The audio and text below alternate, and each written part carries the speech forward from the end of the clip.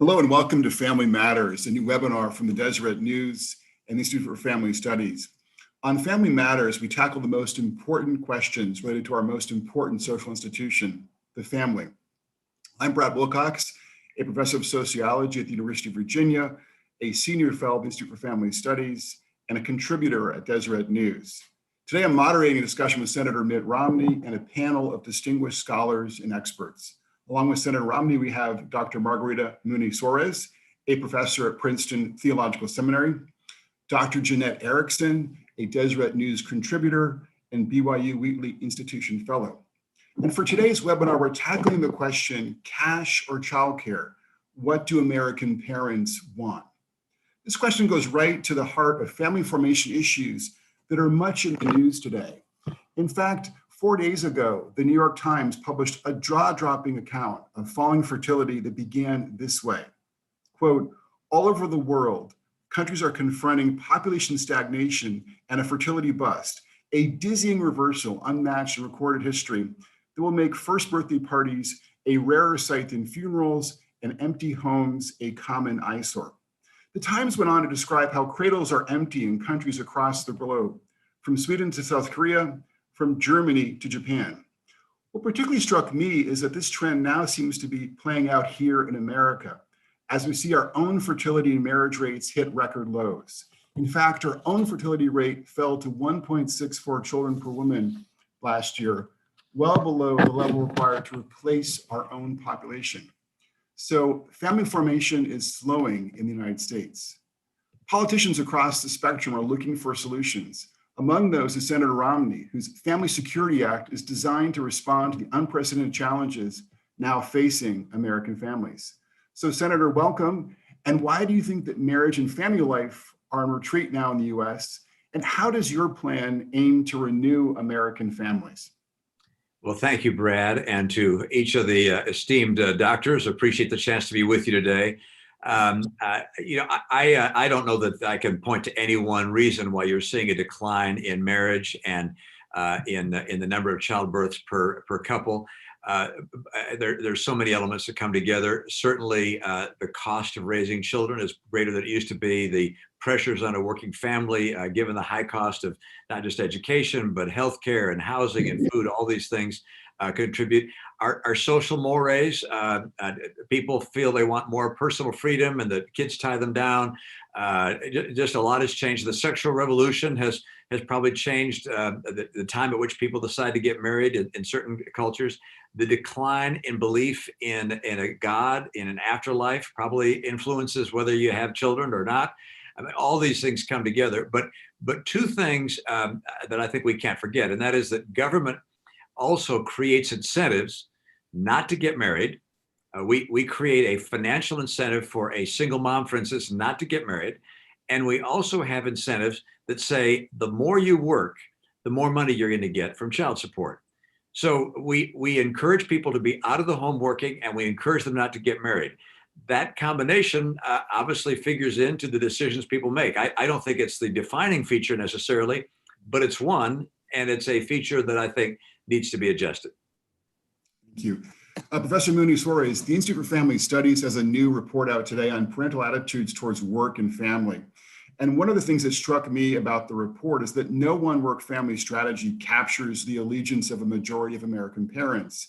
Some parents wish to rely on childcare full-time, others want a stay-at-home parent, others want to rely on grandma, and still others prefer a mix of these strategies. There are also some striking racial and ethnic differences in the data, especially regarding Hispanics. Professor Mooney Suarez, you are a co-author of this new report. Can you tell us about your findings on Hispanic preferences regarding childcare in America? Sure. Well, what the study shows is that Hispanics, compared to other groups that were included in the study, are the most likely to say that they think full-time paid that they don't want to put their children in full-time paid childcare, right? Only 14% of Hispanic parents would prefer full-time paid childcare. Now, in addition to what Hispanic parents say they would prefer, in actuality, only 30%, the lowest of any other group in the study, only 30% of Hispanic parents are actually using full-time paid childcare. So clearly, a majority of Hispanic parents prefer to keep their children out of center-based care, and the majority of them are, in fact, keeping their children out of center-based care. Now, to understand these findings, I think what I wanted to point to is just how important the family is as the centerpiece of Hispanic culture. In Hispanic culture, the idea of the family is that the household is one single economic and social unit. And as a part of that, certain members of the family make sacrifices for the well-being of others. Raising children is a lot of work, and it's a beautiful sacrifice that's thought of as contributing to the happiness of the family, even if it entails sacrificing the individual person's wage earning potential. I also think it's important to point out that for many Hispanic families, when it comes to making decisions about childcare, those decisions are also often made in reference to wanting to live in close proximity to extended kin, to grandparents, right? So Hispanic families are often multi-generational, not only parents and children, but parents, children, and grandparents. If not living under the same roof, living in close proximity. And the same goes true for aunts and uncles and cousins, that decisions about family are made with reference to, of course, the parents and the children's well-being, but also to the larger unit that includes grandparents as well as aunts and uncles. And so what these data are showing to us is that Hispanic families in the United States the majority of them want to have their children at home. And this is thought of as contributing to the well-being overall of the family and to increasing to developing a bond between the children with their parents, their grandparents, and their extended family. And that relationship, that bond between the family members is thought of as a treasure and as something that's worth more than one person's potential wage earnings. Senator Romney, you've written about how your approach is better than President Biden's American Families Plan in responding to the pluralistic character of American parents' ideals when it comes to caring for their young children. So kind of in your view, how does your plan do a better job of kind of meeting parents where they're at when it comes to their preferences for raising their young kids in sort of one way or in another? Well, first of all, instead of saying we're going to send hundreds of billions of dollars to government-approved child care centers that then, being subsidized, will provide care to children, we instead say, look, we're going to provide that funding instead to families, and let families make the decision as to how they want to care for their child. And if they want to care for the child at home with perhaps one of the parents staying at home themselves, or perhaps a grandparent taking care of a child, or an aunt or an uncle, they're able to make that choice and use their funds accordingly.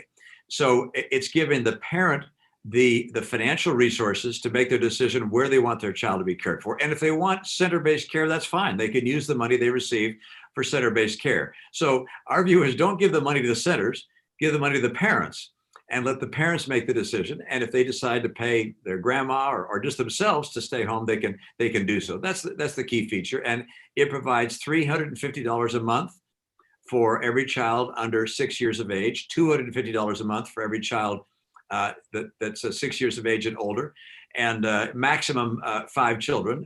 You can't have 20 kids to get all sorts of checks. But I think that's the key choice provision, which is, look, parents know better their own circumstances, their own ability to help raise a child. They know better what's right for their child than the government does in Washington. So give the parents the resources to make their own choice. No, a follow-up question here, Senator Romney. Obviously, there are points of tension, which you've just articulated with the president's plan. But there was obviously a point at which earlier in the year when Ron Klain, the president's chief of staff, kind of tweeted out something favorable about your plan. So I'm wondering, has there been any communications between you and the White House about trying to find some common ground on these issues? Any path forward for you both? There's not much negotiation on that right now because we're really occupied with the infrastructure proposal the president's put out. But I met with Steve Ricchetti, who's the president's economic advisor, and with the president, and described my plan. I do believe that when this goes to the front burner legislatively, that we're going to see not only my plan, but Senator Lee and Rubio have a plan. Senator Hawley has a plan. Those are the Republicans. We'll probably come together and see if we can't agree amongst ourselves which is the best architecture, and then we'll negotiate with the White House. But our plan does not cost additional money. We don't have to raise taxes. We don't add to the deficit. It's paid for. It's balanced. It also removes the marriage penalty, which exists under current law and under the president's plan. So it allows people to get married. It allows people to make their own decisions with regards to their kids. It's just actually the New York Times wrote that it's a superior plan to the president. So when the Times writes that, they must not have read it. Okay, thank you. So Dr. Erickson, I want to bring you into the conversation right now and just kind of pick up on the sort of childcare piece of this conversation. President Biden wants to spend $225 billion to expand childcare in America, after already, of course, passing legislation earlier this year that would increase childcare spending by almost $40 billion. In the Wall Street Journal, you raised some concerns about President Biden's plan. What about his plan when it comes to childcare gives you pause, Dr. Erickson?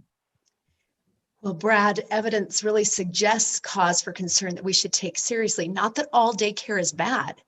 In fact, intensive, high-quality daycare for disadvantaged children can be helpful. But rapid expansion of programs where children spend extensive hours in daycare, which we usually qualify about 30 hours per week, is associated with increased risks. Kids can't help but fall through the cracks when we do that. Quebec's massive expansion of publicly funded childcare 2 decades ago really provides some suggestion for why we should take this with real caution.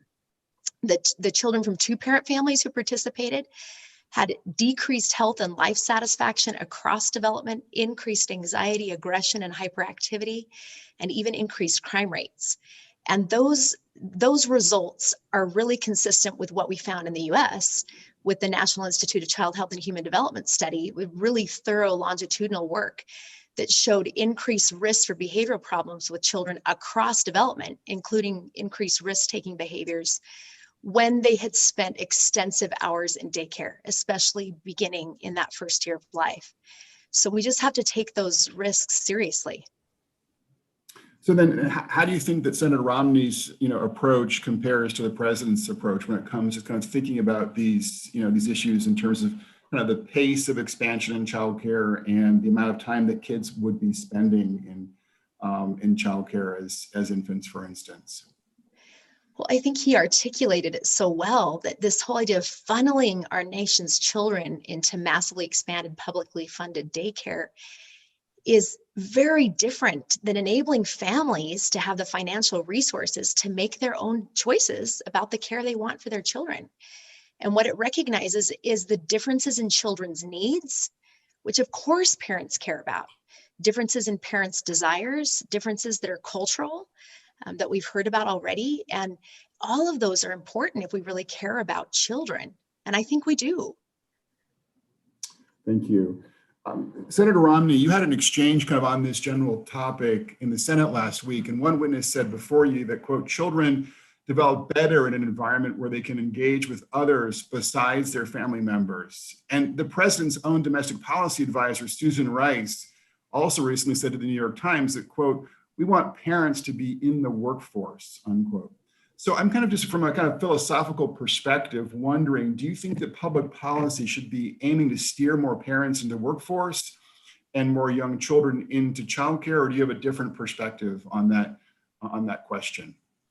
Well, I'm not sure that I'm an expert, although I'm intrigued by the Quebec study that Dr. Erickson just described. So my orientation is let's let the parents make the choice, as opposed to a bunch of senators and not to mention an administration in Washington.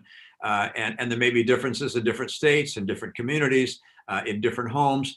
I happen to believe that in many cases, a child is going to have the best development in a home with a parent that's able to devote time to them, or perhaps a grandparent or aunt or an uncle. There'll be plenty of opportunities for engagement with other children, if they're children in the neighborhood or children in the family. But all these circumstances are based on the individual conditions of the home and the neighborhood. And saying that the entire country has to send our kids to childcare is, in my opinion, an enormous mistake. It will be helpful for some kids and not so for others. And I do have some history here, which is that I helped found probably the largest child care provider in the country called Bright Horizons Children's Centers. Bright Horizons was something which was begun by Bain Capital many, many years ago. It's been very successful. It does a terrific job, but it's a useful opportunity for many families to take advantage of, but not all. And so I think you, again, let the parents make that decision. And with regards to work, look, in my opinion, there's nothing more important that a family does, than a husband and wife do, or that a single parent does, than raising a child. That's the single most important thing that individual can do for our society. And an additional 40-hour work week is not as important to the United States of America or to our globe as raising a good child that will follow the law and be involved in their community and respect others. I mean, that's what you hope to see, and so I'm encouraging families to make those decisions on their own and not to expect the government to do it for them. Dr. Erickson, to come back to you again, The Atlantic recently ran an article by Lyman Stone and Laurie DeRose from IFS on the kind of tension today between policies that promote workism versus familism. And the idea here is that some work-family policies are actually designed to kind of steer parents, into the labor force as quickly as possible and kind of maximize the time that they're spending in the labor force. Whereas other policies are actually designed to kind of maximize the time that parents spend with their kids. These are kind of more familist policies. How do you think about the relative merits of taking a workist versus a familist approach, both when it comes to work-family policy and then life more generally? I think this distinction is really critical and powerful, Brad. Work-family programs tend to be oriented toward facilitating work, encouraging work, by sort of diminishing kind of the presence of family, diminishing the assumed burden of family. Work is kind of assumed to be the meaningful dimension of life, and family is assumed to be the burden. But all over in the research, and I think it's what we all believe deep down, we know meaning and happiness are grounded in the strength of relationships. As human beings, little infants are hardwired. They're hardwired for development within highly responsive, attention-intensive relationships. That's family. It's what Senator Romney just described. And loving and secure familial bonds really they're the driver of development from childhood. So remarkable that the entire takeaway of the 75-year Harvard Grant study was that warm, deep relationships are the essence of happiness, meaning, and even success throughout our lives. That foundation is really laid in childhood. It's laid in early development, and it's true across our lives. And so our policy should really reflect that. It's why familism matters and why there's a problem with a workist orientation. And Dr. Mooney, Mooney Suarez, I know that we've also seen research in other kind of domains looking kind of at adolescents and young adults that suggests, I actually was looking at the General Social Survey today, finding something similar when it comes to sort of general attitudes for adults, that teens, young adults more generally kind of have a more familist orientation, tend to be more likely to be flourishing in life more generally. What have you seen on that front when it comes to, say, Hispanic, teenagers, for instance? Well, what I've seen, and there have been studies at the University of California, Los Angeles, UCLA, that have interviewed teenagers about their responsibilities at home. And lo and behold, teenagers who have responsibilities in their families, childcare, chores, report higher levels of satisfaction.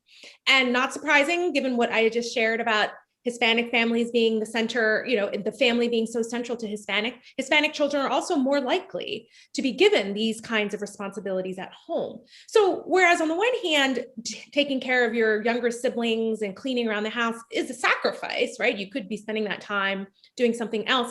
It actually contributes to well-being. And part of the reason for that is I think that young people want to have a role.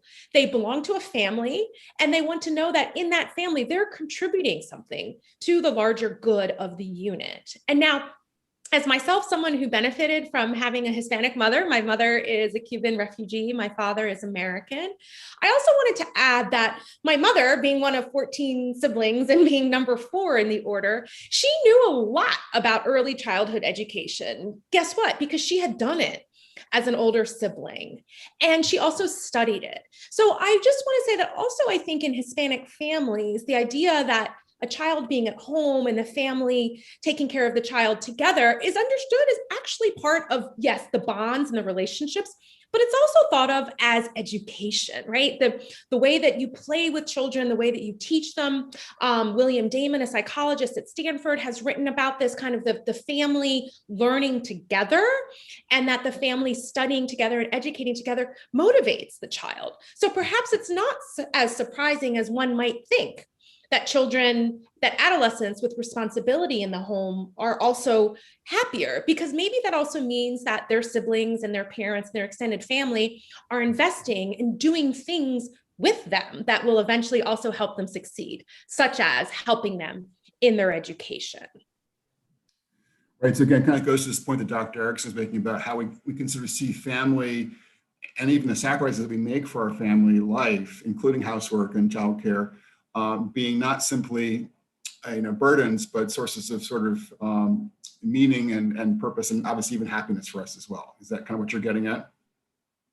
Absolutely. And I think that, again, having grown up with a Cuban mother, she would comment on this a lot, that she really believed that happiness came from making sacrifices and from sharing time with the family. And she was always concerned about, yes, encouraging us to achieve while also remembering where we came from and who we belong to. So I just want to point out that it's both and, right? That the sacrifices being made for the family don't mean that Hispanic parents don't want their children to succeed in school, but rather that they see the family unit and the loyalty and the time spent with the family unit as a sacrifice that also is contributing, and that the youth themselves say this if you ask them. And if you ask me, I'm obviously telling you the same thing about my own experience growing up in a very large extended Hispanic family.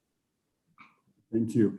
So Senator, one more kind of policy question here as we kind of move towards conclusion, and that is, and you touched on this a little bit, but your plan is designed not just to kind of give parents more choices, but also to address the marriage penalties that sort of affect too many tax and transfer policies in the U.S., from Medicaid to the EITC, as you know.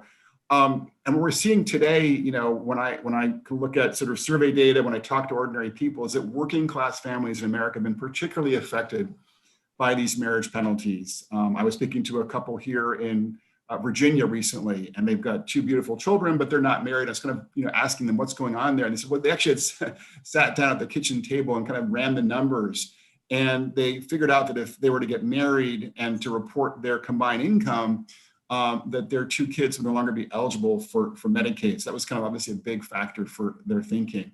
How does your plan address marriage penalties in particular as they kind of affect the EITC? Yeah, it's a real problem, of course. The fact that these programs were put in place without giving a lot of thought at that stage to the penalty which would be associated with getting married. That wasn't front of mind. Now we've had some experience, and we're seeing more and more people not getting married, more and more kids born out of wedlock, about 40%. And I would say part of that is just the people doing a calculation and saying what's in their financial best interest. And so to the extent I can, and the areas that we're focused on, which is the earned income tax credit and the child credit, these are things which we're saying we're going to remove the marriage penalty and instead provide a funding amount based on the number of children. And whether you're married or not, it doesn't make a difference. You can make your own choice. We're not going to create a financial incentive to get married, but we're not going to have a disincentive to get married.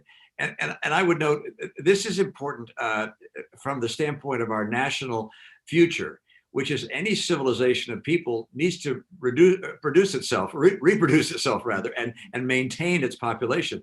Had we maintained the birth rate of the 1980s till today, we would have 5 million more people in this country, and those are births which we unfortunately miss. And I really think it's important for us to be very clear to understand that we want to maintain our population. We need to remove these disincentives for marriage and the disincentives for having a child. We talk to people that are young married couples or single individuals that want a child, and they say, well, I can't afford a child. And we want to make sure that they recognize that if they do have a child, that we will be there to provide that child with financial support so that the food and the shelter and the healthcare and the clothing are going to be available to that child. I think it's critical, not just to help families, but to help the country. Thank you, Senator Romney.